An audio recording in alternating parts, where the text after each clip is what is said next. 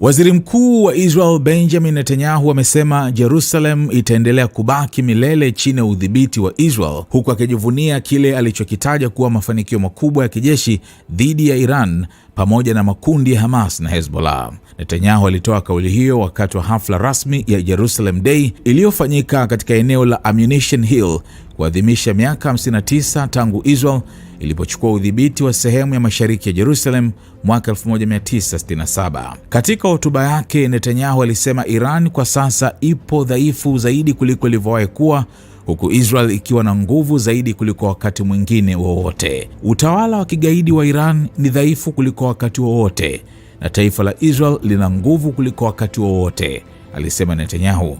Aliongeza kuwa Israel itaendelea kupambana kwa nguvu dhidi ya kile alichokiita vitisho vya Uislamu mkali. Netanyahu pia alirudia madai yake kwamba kama Israel isingefanya mashambulizi dhidi ya mpango wa nyuklia na makombora ya Iran mwaka 2025 pamoja na mashambulizi ya mapema mwaka huu, basi Tehran ingekuwa tayari imefanikiwa kutengeneza bomu la nyuklia. Kama tusingechukua hatua, Iran leo ingekuwa tayari ina silaha ya nyuklia, alisema. Katika sehemu nyingine ya hotuba yake, Netanyahu alisema maadui wa Israel hawataki tu kuiangamiza nchi hiyo, bali pia wanataka kuiondoa Israel kutoka Jerusalem.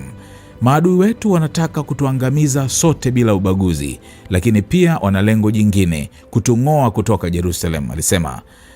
Kauli ya maadui wa Israel ya tuko njiani kuelekea Jerusalem inaonyesha dhamira yao ya kuiondoa Israel kutoka katika kile alichokiita moyo wa taifa la Wayahudi. Hatutaruhusu hilo kutokea, alisema Netanyahu kwa msisitizo. Waziri mkuu huyo pia alisema ni Jerusalem iliyo chini ya Israel pekee ambayo ni mji huru kwa dini zote na mataifa yote. Hotuba hiyo ilikuja huku mvutano wa Mashariki ya Kati ukiendelea kuwa mkubwa baada ya vita vya hivi karibuni kati ya Israel, Iran pamoja na washirika wa Tehran katika eneo hilo.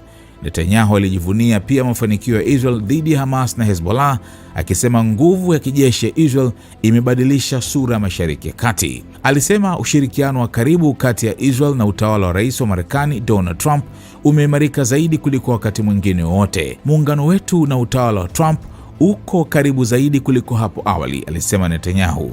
Pia alisema Israel imeonyesha uwezo wa kuwashambulia maadui zake ndani kabisa maeneo yao hata nje ya mipaka ya Israel. Jerusalem inaendelea kuwa moja ya maeneo yenye mvutano mkubwa zaidi duniani, huku Israel ikiona kama mji mkuu wake usiogawanyika, wakati Palestina ikitaka sehemu ya mashariki ya mji huo kuwa mji mkuu wa taifa la Palestina la baadaye. Jamii kubwa ya kimataifa bado haitambui rasmi udhibiti kamili wa Israel juu ya Jerusalem Mashariki, eneo ambalo lilichukuliwa na Israel katika vita vya mwaka 1967.